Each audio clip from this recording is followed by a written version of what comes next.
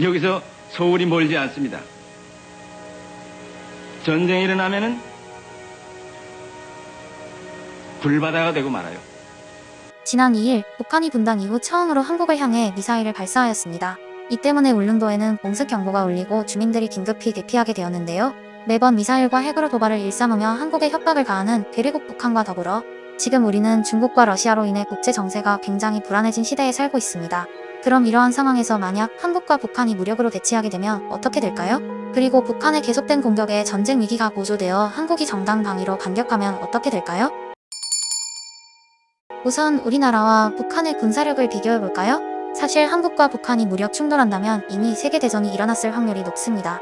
한국은 미국을 대표로 하는 서방 진영에 속한 동맹국이기 때문에 주변국이 참전한다면 한국이 압승할 가능성이 높으므로 다른 나라의 군사력은 제외하겠습니다. 우선 군인의 수만 놓고 본다면 전체적으로 북한이 2배 이상의 병력을 가지고 있습니다.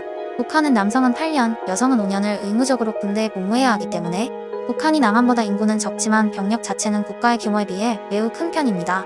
또한 전쟁에 필요한 전투기, 전차, 야전포, 군함정 또한 북한이 2~3배 이상 많이 보유하고 있지만 문제는 그 장비들이 대부분 냉전 시대의 유산인 재래식 무기라는 점입니다. 이번 러시아 우크라이나 전쟁에서 세계 2위의 군사력을 가졌다던 러시아조차도 3일 만에 우크라이나를 함락한다던 말과는 달리 아직 동부도 제대로 장악하지 못하고 있지요. 이는 러시아의 무기들이 대부분 재래식인데다가 서방권의 대러 제재로 인한 압박으로 GDP 10위권에 속하는 러시아이지만 하루 25조 원의 전쟁 비용에 휘청이고 있습니다. 북한의 군사력 또한 러시아처럼 단순히 병력과 무기의 수로만 뻥튀기 됐다는 점을 감안한다면 막상 전쟁을 시작하더라도 그 구식 무기들조차 자원이 없어 제대로 사용도 못할 것입니다. 이미 북한에 비해 경제는 100배, 국방비는 10배를 쓰는 한국은 자원이 모자랄 일이 없지요. 그리고 한국의 경제력만으로도 이미 전력의 차이도 압도적이지만 무엇보다 한국은 전 세계에서 가장 최첨단 무기들이 배치된 국가 중 하나이기 때문입니다. 일례로 지난달 북한이 한미일 군사훈련에 대한 무력 시위로 전투기 150대를 출전시켰었는데요.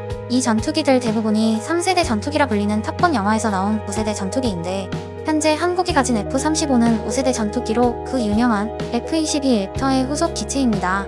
F-22 전투기 한 대가 3세대 전투기 144대와 맞먹는 전력이라고 하니 북한의 공군은 사실상 한국 공군 앞에 거의 무의미한 존재와 같습니다. 물론 공군뿐만이 아닌 육군, 해군의 전술 장비 차이도 마찬가지고요. 한국과 북한의 전력 차는 압도적이기에 전면전의 비교는 사실상 의미가 없습니다. 그렇다면 본격적으로 전면전이 발생하기 전에 서로가 사용할 선제 타격 전술은 무엇일까요? 북한 입장에서는 단연 핵이나 생화학 무기 같은 비대칭 전력의 활용입니다. 전면전에서는 한국을 절대 이길 수 없으므로 대량 살상 무기를 사용해야 하지만 한국은 이를 대비해 사드, 천군과 같은 미사일 요격 시스템을 갖추고 있습니다. 또한 북한이 대량 살상 무기를 사용했다면 성공 여부와 관계없이 미국이 핵을 사용할 명분을 만들어주게 되어 결국 북한은 괴멸하게 될 것입니다. 러시아가 우크라이나 전에서 섣불리 핵을 사용하지 못하는 이유와 같은데요. 현대전에서 핵 선제 사용은 미국의 참전을 불러오게 되고 전 세계와 싸워도 버틴다는 미국과 대적한다는 것은 결국 패배를 뜻하게 되는 것이니까요.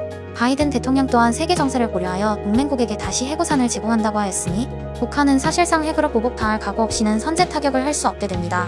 그럼 반대로 한국이 사용할 수 있는 선제 타격 전술은 무엇일까요? 우선 북한의 공격을 예방하기 위해 핵시설이나 미사일 발사대를 파괴할 수 있습니다. 다만 이렇게 예방식 선제 공격을 실행한다면 북한 또한 반격에 나설 것이며 북한의 무기가 비록 재래식이지만 워낙 수가 많기 때문에 반격의 피해 또한 매우 클 것입니다.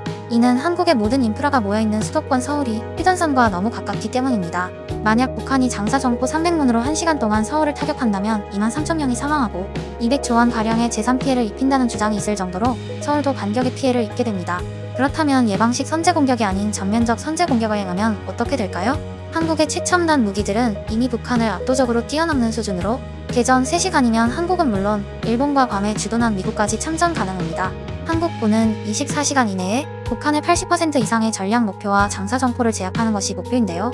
이렇게 된다면 북한은 핵 사용은 물론 전쟁이 거의 불가능한 상태에 빠지게 됩니다. 실제로 미군이 F-35를 24대 출격시키면 하루 만에 북한을 괴멸할 수 있다고 하는데 이미 북한은 핵으로 세계를 위협하는 악의 국가로 선제 타격에 대한 명분 또한 충분하기에 적극적인 전면 선제 공격 또한 충분히 가능성이 있는 것이지요. 혹은 북한의 사태나 정세가 급변하여 수내부의 타격만으로 상황을 해결할 경우일 수도 있습니다. 북한이 가장 두려워하는 무기는 5세대 스텔스기라는 말이 있는데요. 이는 북한이 실질적으로 5세대 스텔스기를 제대로 탐지할 수 있는 능력이 없기 때문에 한국이 F-35를 도입하려고 했을 때 간첩마저 동원하여 온갖 수단으로 반대했을 정도였습니다. 지난 7월 한미훈련 때 처음 F-35가 출격하자 북한은 이례적으로 전투기 150대를 출격시킬 정도로 자칫 본인들의 목숨을 순식간에 앗아갈 수 있는 스텔스기에 경적으로 반응하고 있습니다. 실제로 F-35가 출격하면 북한의 레이더망을 피해 15분이면 평양에 도달할 수 있으며 F-35 기체가 4대 있다면 평양의 방공망을 완전히 제압하고 미사일을 투하할 수 있다고 합니다. 북한은 사실상 어떠한 형태로도 전쟁에서 한국에 이길 수 있는 방법이 없는 것이지요. 러시아와 중국으로 인해 세계 정세가 불안한 요즘, 북한 또한 본인들의 정권이 끝에 달하고 있다는 것을 느끼고 최후의 발악을 하는 것 같습니다.